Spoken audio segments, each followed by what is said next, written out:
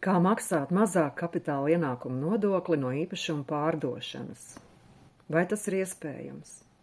Jā, ja laicīgi nodrošinās, bet ne visos gadījumos. No 25. gada 1. janvāra kapitāla pieauguma nodoklis būs 25,5%. Kā nodokli aprēķina?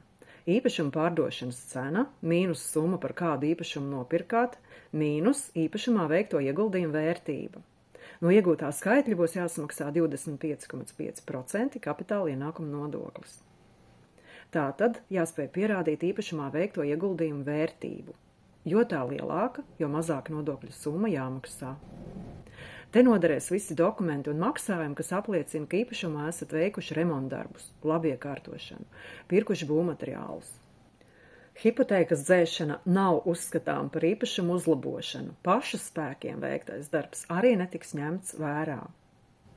Ja pārdodat īpašumu kopā ar mēbelēm un sadzīves tehniku, par šīm mantām norādiet konkrētu pirkuma maksu pirkuma līgumā atsevišķi, nevis ietveriet tās īpašumu pārdošanas cenā.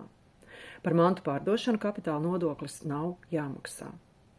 Bet, ja pārdoto mantu vērtība būs lielāka par 10 000, tad pārdevējam šī summa ir jādeklarē ieņēmuma dienestā kā neapliekams ienākums, iesniedzot gada ienākumu deklarāciju.